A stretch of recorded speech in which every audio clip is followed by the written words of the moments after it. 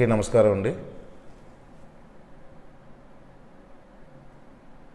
శ్రావణ శుక్రవారం రోజున అమరావతి రైతు కుటుంబాలకి మోసం చేయడం అన్నది చాలా బాధాకరమైన విషయం. ఇంకేంటంటే ఆంధ్ర రాష్ట్రానికి రాజధాని నిర్మాణం కొరకు 33,000 ఎకరాలు ఇచ్చినటువంటి రైతుల్ని అతి దారుణంగా మోసం చేయడం అన్నది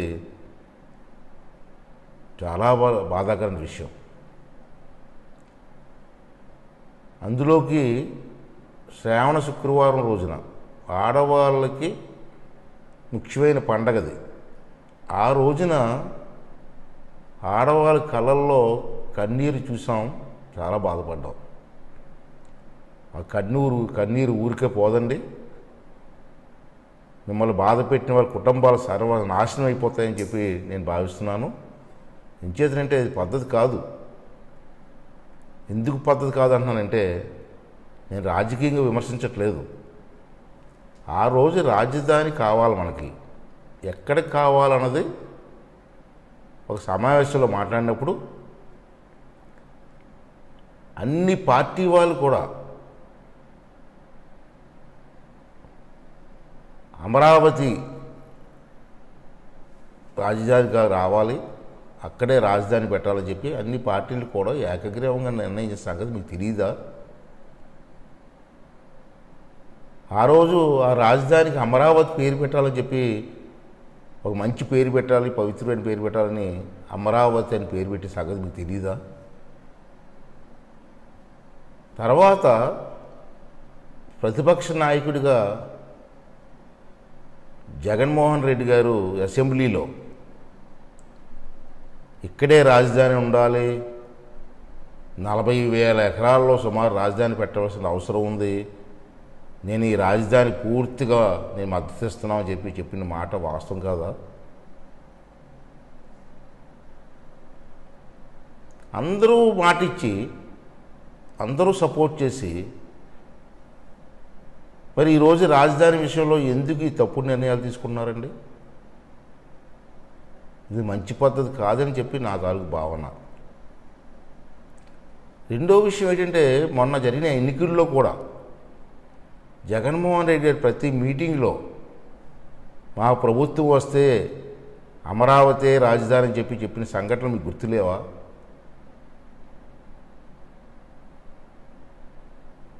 ఎన్నికల్లో కూడా మీరు ప్రచారం చేసుకున్నారు రాజధాని గురించి, అమరావతి రాజధాని అని. మరి గెలిచిన తర్వాత ఈ 3 ముక్కలాట ఎందుకు స్టార్ట్ చేశారండి? 3 రాజధానులు అని చెప్పి ఎందుకు స్టార్ట్ చేశారండి? మరి ఆ రోజు ఎందుకు మీరు అపోజ్ చేయలేదండి? ఆ రోజే మీరు అసెంబ్లీలో ప్రతిపక్ష నాయకులు అపోజ్ చేసుకుంటే రాజధాని ఇక్కడ ఉండడానికి వీల్లేదు, విశాఖపట్నంలోనే పెట్టాలని చెప్పి ఆ రోజు ఎందుకు మీరు మాట్లాడలేదు? ఆ రోజు మీరు మాట్లాడి ఉంటే ఏమో ఆలోచన వేరే విధంగా మారినేమో. ఆ రోజు సపోర్ట్ చేస్తారా? ఎన్నికల్లో రాజధాని పేరు మీద ఓట్లు దండుకుంటారా? ఈరోజేమో ప్రాంతీయ తత్వాన్ని రెచ్చగొడతారా? ఇవాళ గుంటూరు జిల్లాలో కానీ కృష్ణా జిల్లాలో కానీ మీ ఎమ్మెల్యేలు అందరూ కూడా మా దగ్గర ఉన్నాయి, కటింగ్స్ ఉన్నాయి, రికార్డింగ్ కూడా ఉంది. మీ ఎమ్మెల్యేలు అందరూ కూడా ఎన్నికల ప్రచారంలో మా ప్రభుత్వం వస్తే ఇక్కడే రాజధాని ఉంటుందని చెప్పిన మాట వాస్తవం కాదా? మీరు గెలిచిన తర్వాత మాట మారుస్తారా మీరు? ఇది చాలా దారుణం. ఇంత అన్యాయం నేను ఎప్పుడు చూడలేదు. ఇది పద్ధతి కాదు. గవర్నర్ గారు, మీరు ఒకసారి ఆల్రెడీ రమేష్ కుమార్ గారి విషయంలో తప్పు చేశారు. తర్వాత దాన్ని సరిదిద్దుకొని న్యాయం చేశారు, చాలా సంతోషించాం. మళ్ళీ ఇప్పుడు ఇటువంటి ఇంపార్టెంట్ నిర్ణయం తీసుకునే ముందు ఎంత జాగ్రత్తగా ఆలోచించాలండి.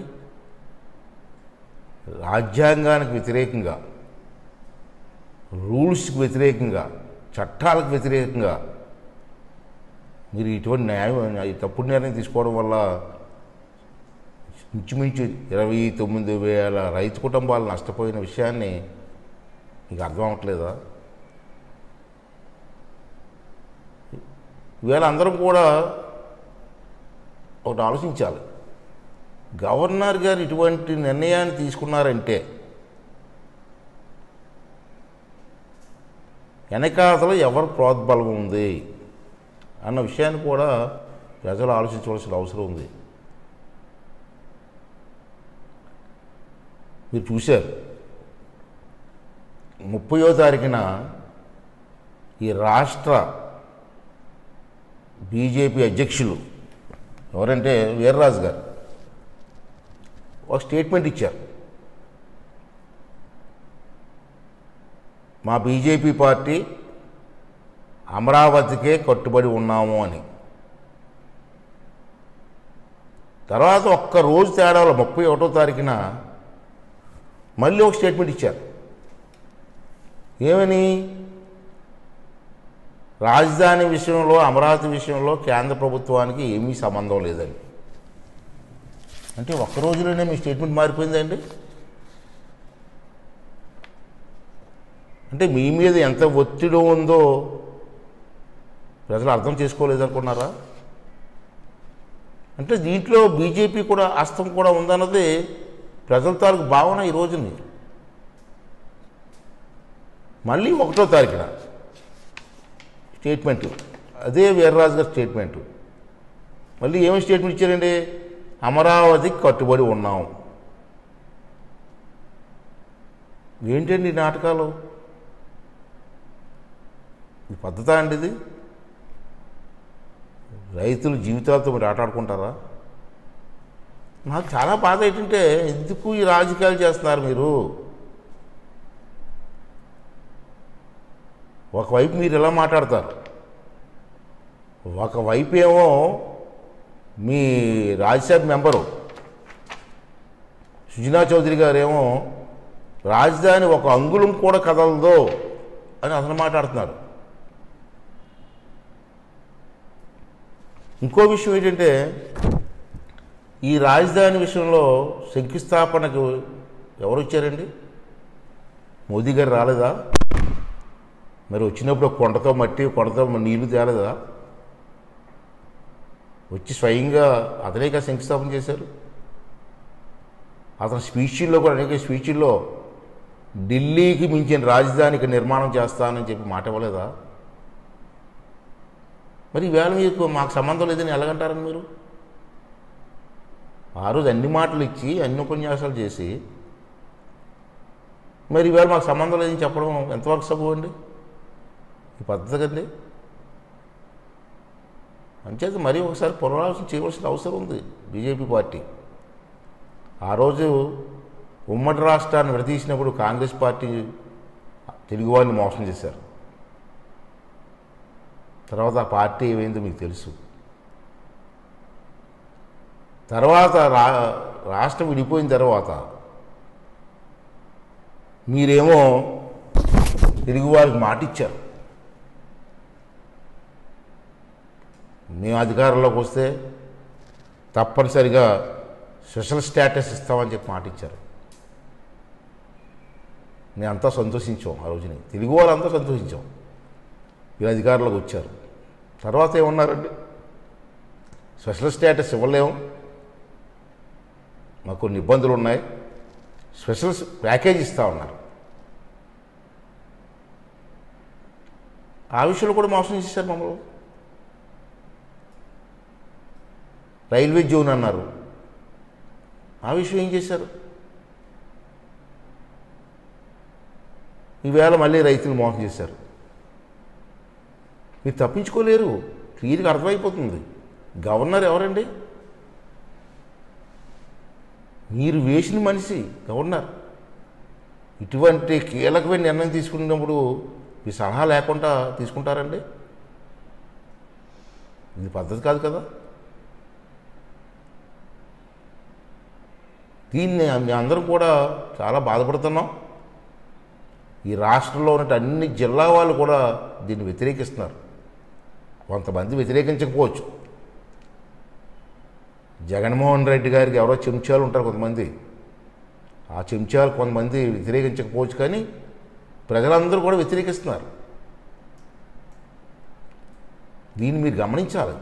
గమనించి మీ గవర్నర్ తీసుకున్న నిర్ణయాన్ని వెనక్కి తీసుకొని ఆ ప్రాంత ప్రజలకి, రైతులకి న్యాయం చేయవలసిన బాధ్యత ఇవాళ మోదీ గారి మీద ఉందని చెప్పి నేను మనం చేస్తున్నాను. ఎందుకు అంటున్నానంటే ఆ మాట, మీ చేతుల మీదుగా శంకుస్థాపన చేసినటువంటి కార్యక్రమం దాన్ని అభివృద్ధి చేయవలసిన బాధ్యత కూడా మీరు తీసుకుంటారని నేను భావిస్తున్నాను. దానికి మీరు అందరూ కూడా ముందుకు రావాల్సిన అవసరం ఉంది. అలాగే రైతులందరికీ కూడా బాధపడాల్సిన అవసరం లేదు. భగవంతుడు ఉన్నాడు.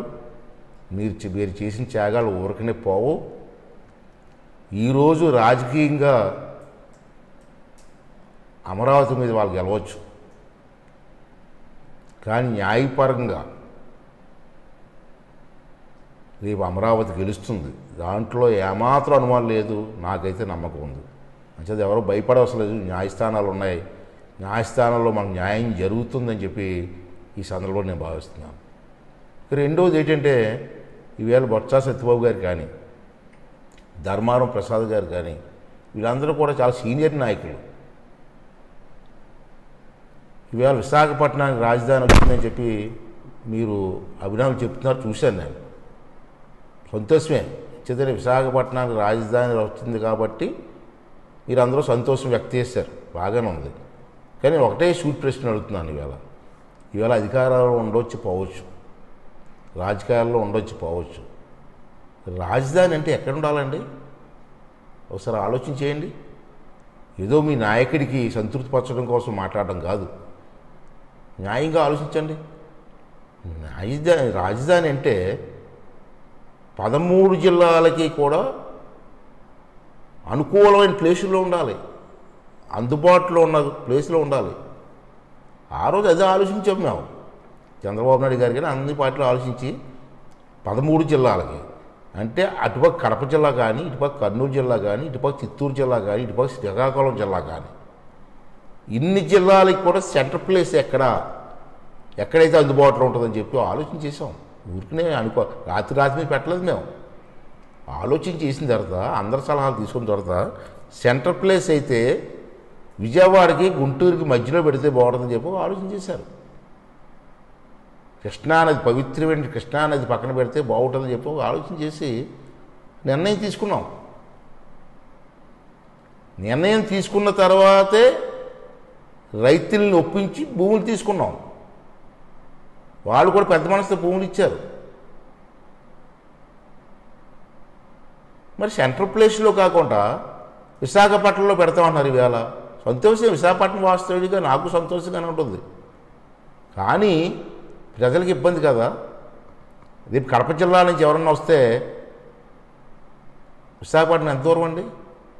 కర్నూలు నుంచి రావాలంటే ఎంత దూరం అండి? చిత్తూరు నుంచి రావాలని ఎంత దూరం అండి? మరి రాజధానిలో పళ్ళున్న వాళ్ళందరూ కూడా ఎంత ఇబ్బంది పడతారండి? ఈ ఆలోచన మీకు లేదా?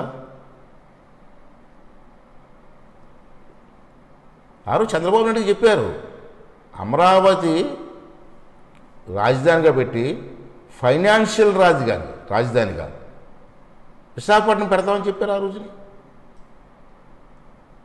మరి వీళ్ళ రాజకీయాల కోసం, మీ నాయకుని సంతృప్తిపరచడం కోసం ఈవేళ ఈ విధంగా మాట్లాడడం ఎంతవరకు ధర్మం ఆలోచించండి.